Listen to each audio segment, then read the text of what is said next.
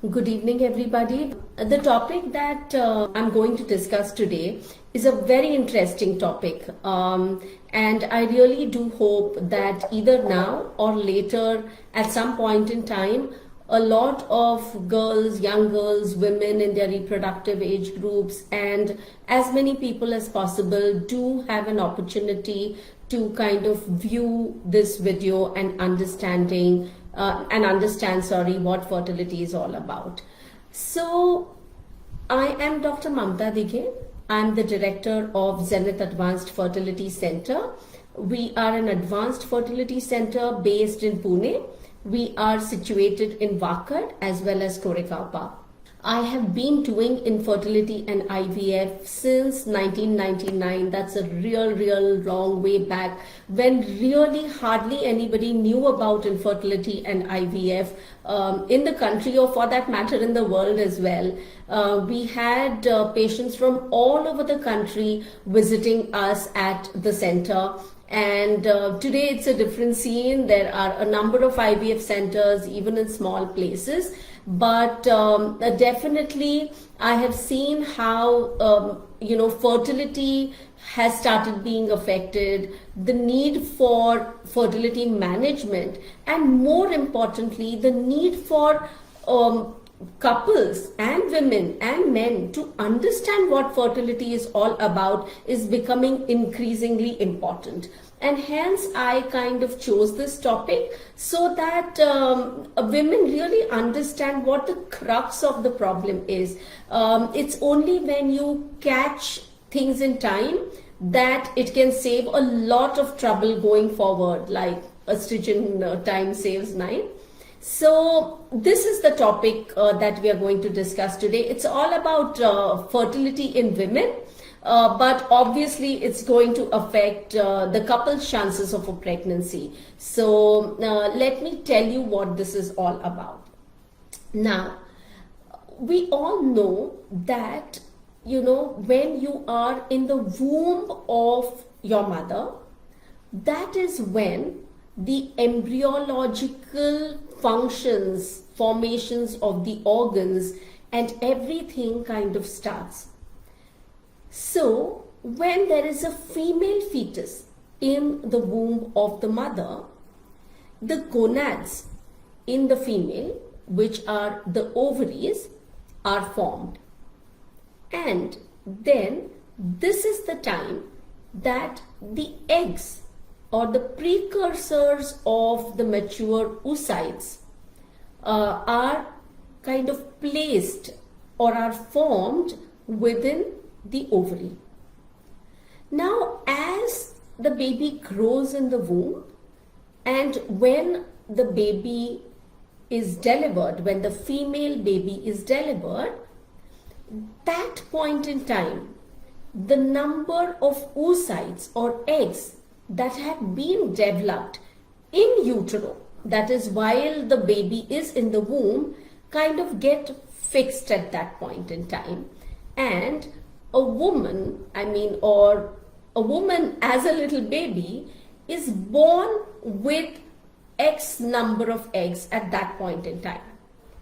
And usually the number of eggs that a woman is born with as a baby is about 2 million eggs combined with both ovaries. Now, we need to try and understand that if as humans we are going to have only a few babies, okay, maybe probably only 2 in this day and age, and even prior to this, maybe 5, 6, as our ancestors would have, but not more than that. And then why does nature have so many millions of eggs in the ovary of the woman? Now, at birth, if you have about 2 million eggs, at puberty is the time that a woman starts menstruating, that the girl starts menstruating.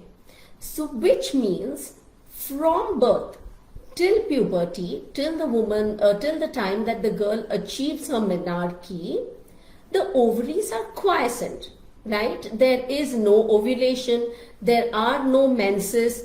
In a way, the ovaries are not functioning.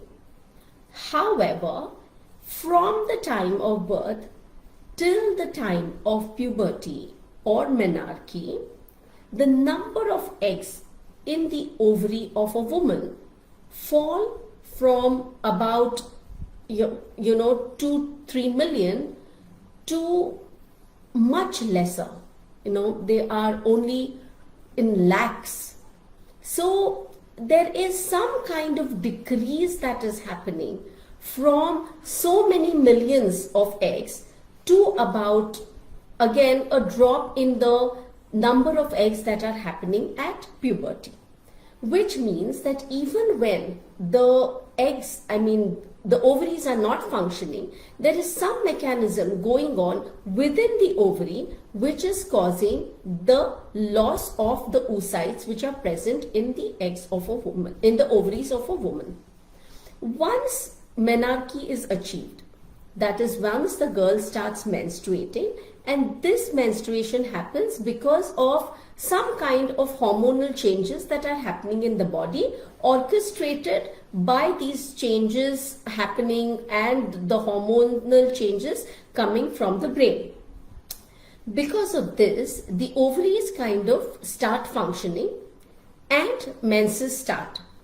During a menstrual cycle, one egg, either from one of the ovaries, develops, it ovulates, and if there is a pregnancy, there is a possibility, if there is intercourse, there is a possibility of this leading to a pregnancy. And if there is no intercourse, then obviously this oocyte disintegrates, and by the end of 28 days, which happens in a regular menstrual cycle, the periods will start again. Which means that every month, one egg is developing, getting mature, and it is releasing from the ovary. However, once this starts, we need to understand that along with the one egg that is ovulating, there are many other eggs which are, to put it in layman terms, which are kind of dying. We call it apoptosis. So, death without necrosis, it is called apoptosis. So these eggs are dying. So it's not just one egg which is being released from the ovary, but a cohort of eggs start developing at the onset of each menstrual cycle. And only one of the eggs from this cohort develops, while all the rest of them die, a natural death which is called as apoptosis. Which means that once a girl starts menstruating, she's not just losing one egg from the ovary at each menstrual cycle, but she is losing a lot of oocytes every menstrual cycle along with the one egg that matures. So not only does loss of eggs happen even before periods start, but after periods start, after menses start, this loss of eggs could be slightly exaggerated, and more eggs probably are lost compared to what were being lost prior to menses being started. But irrespective of whether a girl is menstruating or not menstruating, from birth to menarche and from menarche to menopause, there is a continuous depletion of the eggs that are present in the ovary. Now, if a girl is born with a set number of eggs at birth, and if she keeps utilizing these oocytes, and not one but many eggs are lost during the process of her monthly cycles throughout her reproductive age, it is understandable that within the reproductive span, the end of the reproductive span, she is likely to have exhausted all these oocytes from her ovaries. So how do things kind of happen from menarche to menopause? What is actually happening? So what is menarche? Menarche is defined as the onset of menses in a girl or a woman when she reaches the age of reproduction. So this is usually happens anywhere between ages of 12 to 15, but can sometimes happen much earlier as well.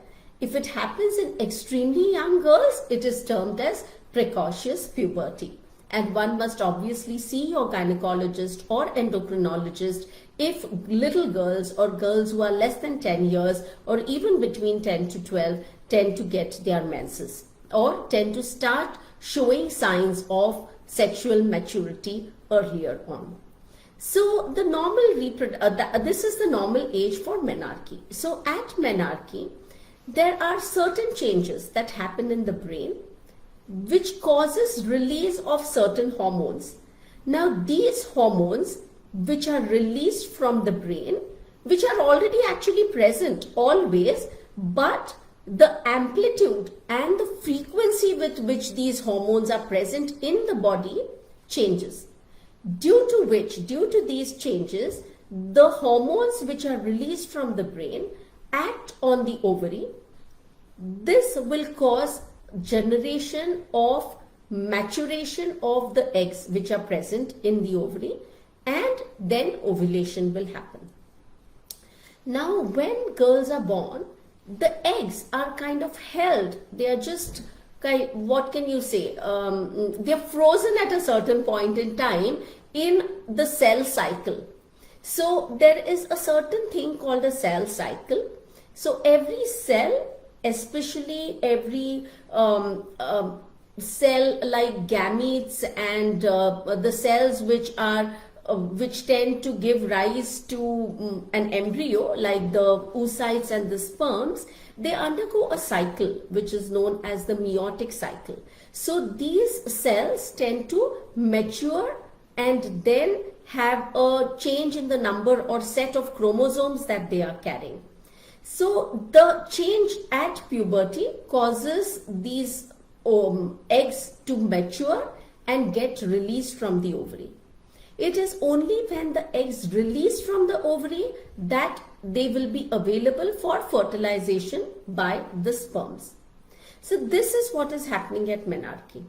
So from menarche, the eggs that are developing, every month there will be a cohort of eggs which keep depleting. Now during the reproductive age, once a woman wants to plan fertility, that is what we tell them, that you must try and plan your pregnancy around your fertile period. So the fertile period is a few days before ovulation and up to or 1 day post ovulation, because after the egg is released from the ovary, it survives for about 24 hours.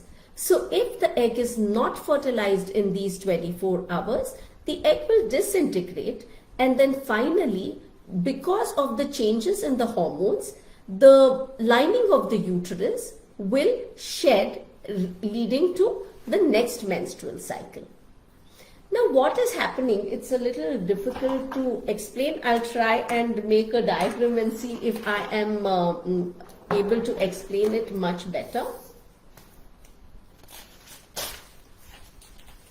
So let's look at the reproductive system in a woman. Okay, so we have the uterus. There are two ovaries by the side of the uterus. There are two fallopian tubes attached to the uterus which open into the uterus. This is the vagina. Now, as the oocyte is maturing, there are multiple eggs in the ovary, right? So as one oocyte is maturing in the ovary, it is releasing certain hormones. And these hormones, due to the action of these hormones, the lining of the uterus is developing. So when a girl menstruates, she sheds the lining of the uterus, right? So this is thinned out because the endometrium is shed and the lining becomes thin. Now, in order for the uterus to get prepared to receive an embryo, in case there is a pregnancy, the lining of the uterus has to get formed again. And because of the formation of the egg and the release of certain hormones from this developing oocyte, the lining of the uterus develops. And this lining of the uterus starts to develop in order to be able to implant the embryo in case there is a pregnancy.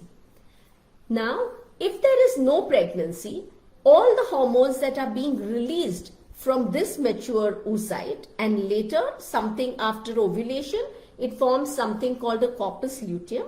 So if there is no pregnancy, because the corpus luteum will kind of disintegrate, all this lining that has developed in the uterus will get shed, and again menses will happen. And this process continues over and over again through every month, thereby causing a loss not only of the egg which has ovulated, but also of the cohort of eggs that has started forming along with this one egg that matures. Now, what is very important to understand is that as the number of eggs start depleting in the ovary, the loss rate also increases. So, if the number of eggs fall to a certain degree, this woman will start losing more eggs per month compared to what she would have lost if the total number of eggs in her ovary, that we call her ovarian reserve, was normal.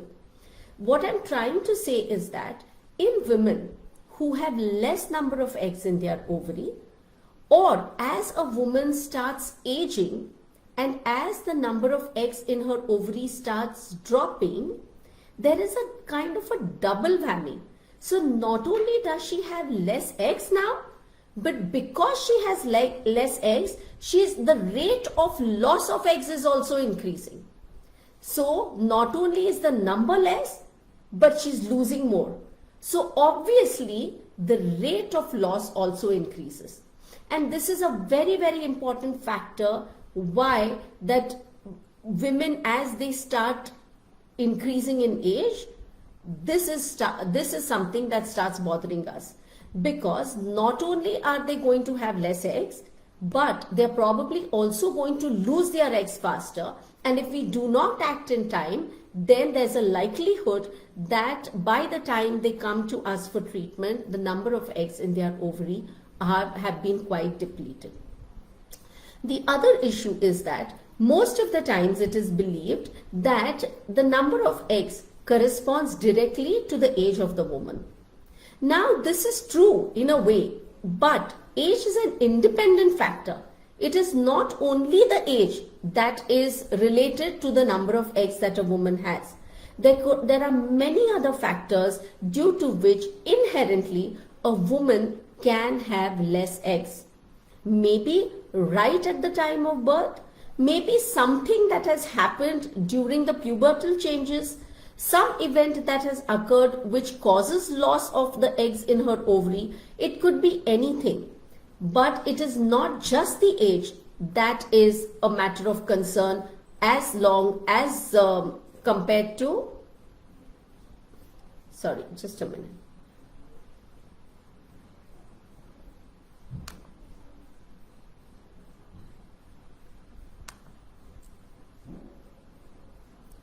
Sorry, some glitch going on today. So there are many other factors, and therefore if there is a young girl or a woman in her reproductive age who already has less number of eggs, the more time she kind of spends, the faster she's going to lose her eggs.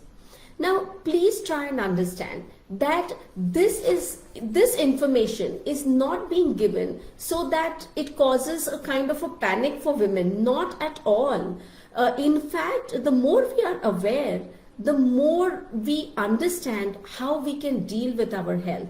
So please do not get panicky and start thinking that, oh, what if there are less eggs? What happens? But at the same time, being aware of your own reproductive potential is also very important. I just kind of created a video wherein I talked about what true fertility means and what it should mean for everybody in terms of freedom from infertility. And freedom from infertility should not just mean being able to avail IVF services. It should be trying to maintain and increase your own ability of having a natural pregnancy. This is not going to happen unless each one understands what their own reproductive potential is and try and protect and enhance that reproductive potential. But how will you know it if we do not understand the basics of how this works? Secondly, the problem is that there is absolutely no symptom that can make you aware of something like this going on in an individual woman. The menses remain perfectly normal, sometimes even at a regular 28-day cycle, and there are absolutely no other signs which can alert you towards the fact that one could have a low ovarian reserve. And hence, women must understand that if they want to delay their time to pregnancy or the time that they wish to embrace motherhood, they must at least understand what their fertility potential is all about. As a woman ages and goes from menarche and starts completing her reproductive potential and goes towards menopause, obviously more and more of these oocytes will keep getting utilized. And then the total quantum of oocytes that remain in the ovary will be very less. Now, most of the times, even as the fertility decreases, menses will still remain regular. And another common mistake that a lot of people make is that they feel that as long as the menstrual cycle is going well, fertility is perfectly fine. This is not really true. A regular menstrual cycle, more often than not, will definitely indicate a good fertility potential and good working of the ovary. But it is not always necessary that having a regular menstrual cycle directly correlates with your ovarian reserve. Hence, one must understand that just having a regular cycle does not mean that the fertility potential and the ovarian reserve is good. Because there are no kind of symptoms to understand whether the ovary is working well, one needs to be aware of this. Another important point is that just having eggs in the ovary does not mean that the fertility is good. Like for example, even at the age of 40, most of us will have regular menstrual cycle. But usually once you cross that, the threshold of 40, 41, 42, most women will say the chances of pregnancy are not very high. Why do we say this? Even when menses are going on well. This is because most of the oocytes that are left behind are not viable oocytes good enough to lead to a pregnancy. I usually try and explain this to my patients like this, that, when you do a stress test for trying to understand how your heart function is, we are made to walk on a treadmill, which starts initially with a walk, and then kind of the treadmill is running faster and faster, maybe even at an incline. And at that point in time, one really understands whether the heart function is good or no. So when the heart functions well under stress, then we say that, okay, stress test is normal and our heart function is good. So just if we kind of extrapolate it to your ovaries, think of it like this. To give a pregnancy for the ovary, it is like working on a treadmill, right? The ovary really needs to be in a robust condition to give you a pregnancy. Whereas even without being in a robust condition, the ovary can kind of function well enough for the menstrual cycle to go on. So please do not just correlate your menses with your reproductive potential. And because the quality of the oocytes are going to get depleted as age increases and as the number of eggs fall, the pregnancy potential is going to go down. Why do we talk of this particular age of 35?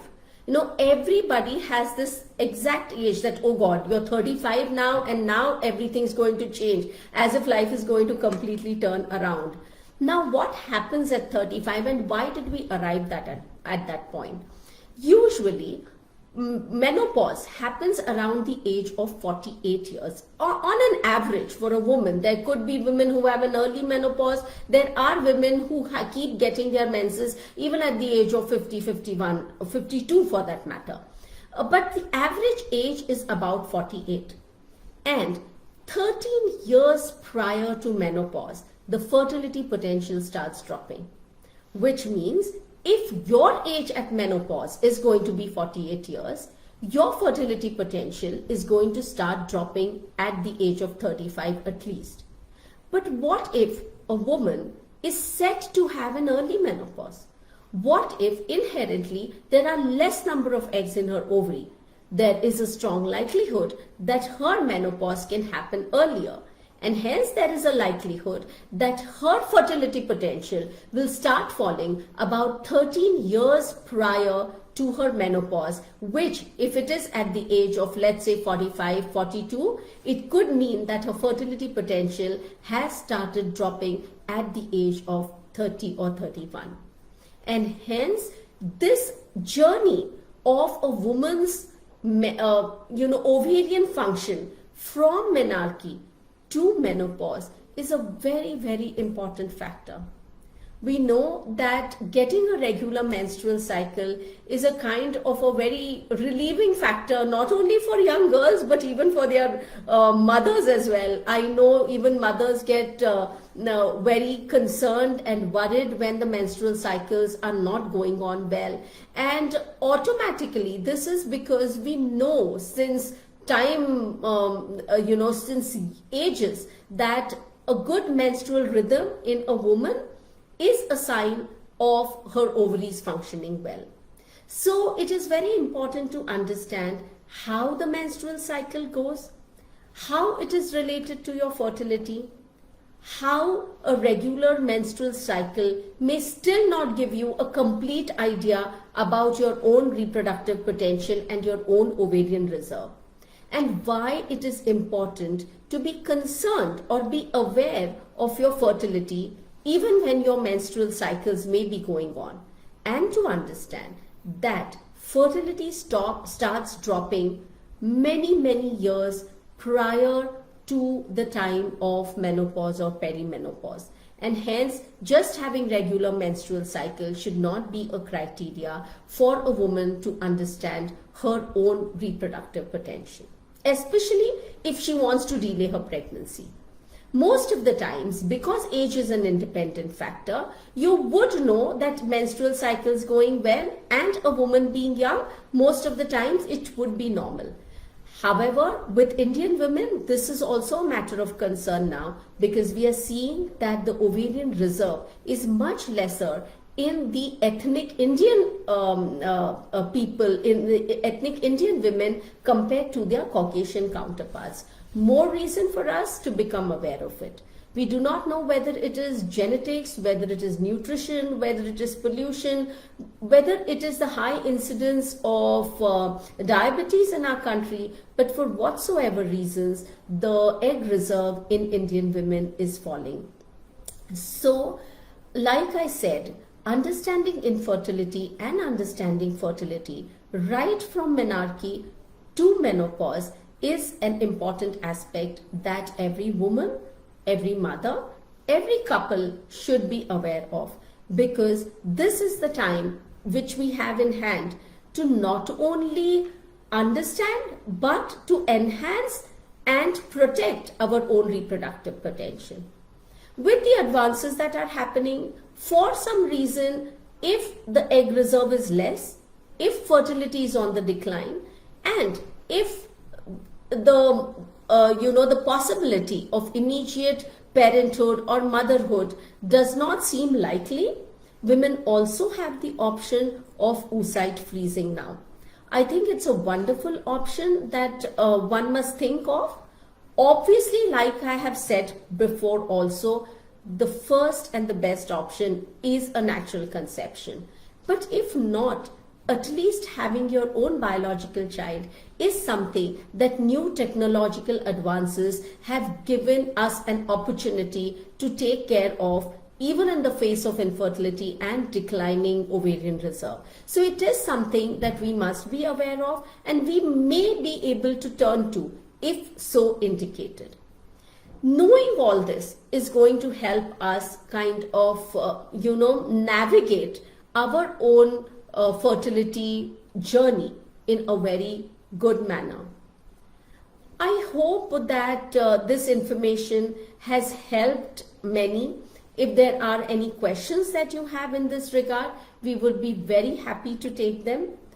I always have felt that, hopefully we can convey something meaningful to our patients.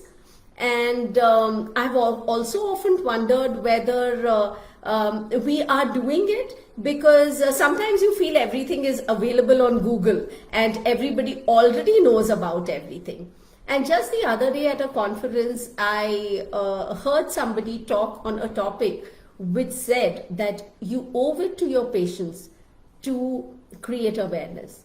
And that kind of touched me and felt that, yes, probably, despite everything being available, the right content, meaningful content, and being able to decipher and discern what is the right thing for each person probably is not always easy, because more information also at times creates more chaos.